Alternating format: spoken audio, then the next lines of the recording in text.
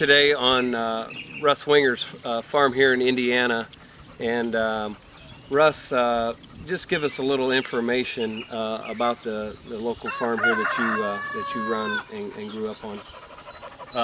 Well, basically there's 148 acres here. There's about 110 tillable, and the north half of the farm behind me has been in grass and small grains for probably, I would say, at least 20 years. No fertility other than sea minerals and humates. And I make some hay and I pasture some cows, and I feed, actually sell grass-fed beef to a few clients. So you say in approximately 20 years there's been no chemical fertilizer put on the ground.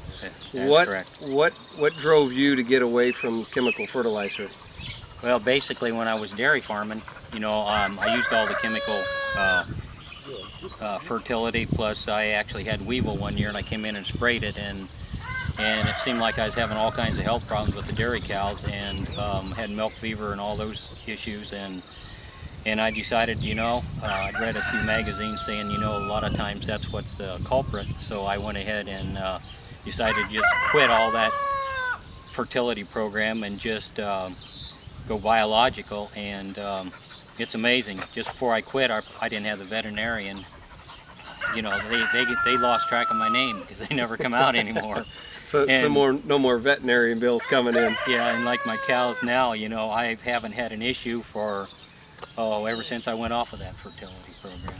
So by getting away from the chemical fertilizer and doing things more biologically, you use products like the humus-solver, humic acid, and some sea minerals on the soil. Right. Did you free choice any to the animals of the sea minerals? Yes. I used to feed another well-known product, and it just seemed like I couldn't keep enough of it out there. They'd come up from the pasture just bawling, and they'd eat a 50-pound bag. And I thought, I kept scratching my head and I'm saying, boy, what's wrong? So I decided to go with another product, and it satisfied them. There must have been something lacking in the other one or something, but now they're very content. They probably use a fourth of the sea minerals that I was feeding.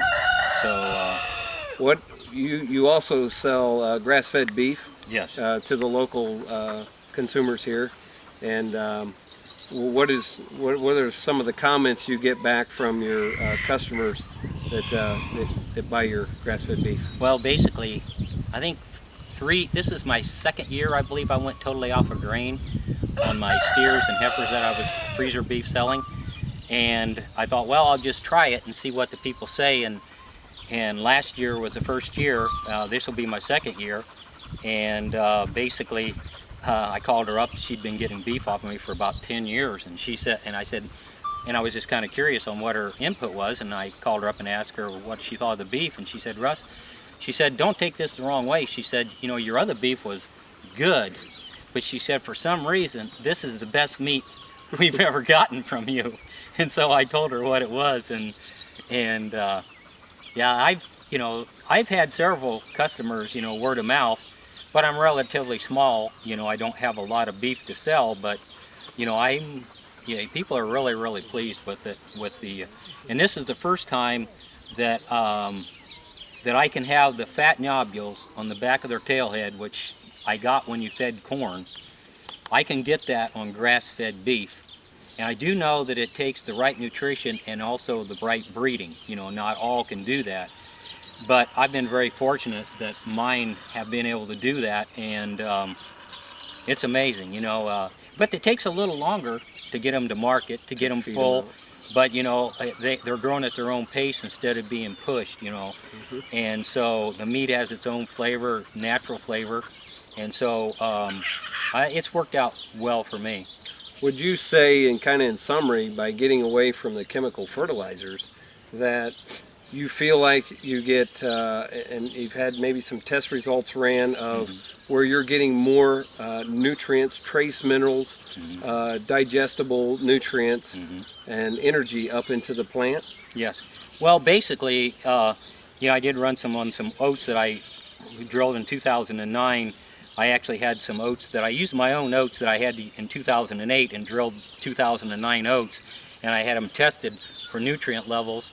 and the nutrient level from 2008 to 2009 had really went up, and I could really tell it my animals because the amount of feed, the amount of hay, and the amount of grass, and the conditions that my animals were in was just, it took a lot less feed, and their flesh was much better. They went through the winter this year with eating a lot less feed. Actually, I sold a couple cows thinking I wouldn't go through, didn't have enough feed, but lo and behold, I probably got 300 bales of hay, squares, that I didn't even need, and so I would have been able to keep those. But it's amazing the condition and the animals, their flesh and their contentment when you get the right minerals in them. So back to the oats that you planted. What difference did you applicate? Say per se some humic acid and sea minerals where it didn't have it prior to? Basically, yes. Well, basically the oats that I had in 2008 didn't have any of that fertility on them. And then that's the reason I wanted to test both 2008 and 2009 oats, because 2009 was what had the biological sea minerals and the humates on it, and I could see the difference in my nutrition level. Great.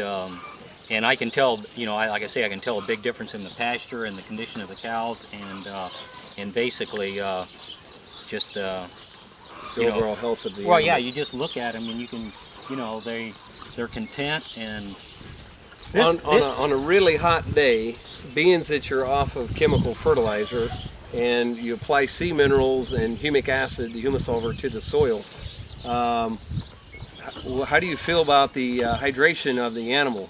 Do you feel like they're staying hydrated? Well, basically I can take you right out to one animal out here, and she was a second calf heifer, I believe, and that one year it got so hot she had blood coming from her nostrils, when she's breathing so hard. And I actually thought she was going to really actually probably lose her. And then that winter, or maybe it was even that summer, I can't remember which, but I went on to the sea minerals and the humates, and to this day that cow does not breathe hard in hot weather, and you cannot see any results, any repercussions from that ailment. But I thought she was going to be permanently So now damaged. she's more nutritionally. Oh yeah, she's totally healthy. Matter of fact, that one that's got the little black calf, you saw the red waist cow? Sure. That's her daughter. Okay. And so, the health-wise is, it makes a huge difference. Contributed tremendously. Yeah, it's actually that second cow right there. Lynn, see how smooth she is? Yep. She was the one that was breathing blood, nostrils coming out of her nose. Her lungs was such in terrible shape. And right now, here it is, 90 degrees or 80 some with humidity. Yeah. She's fine. It healed her up. Nutrition. Do the same thing for humans. Minerals mean health. That's a fact. Okay, That's eat a your fact. minerals. Yeah. The right kind of minerals.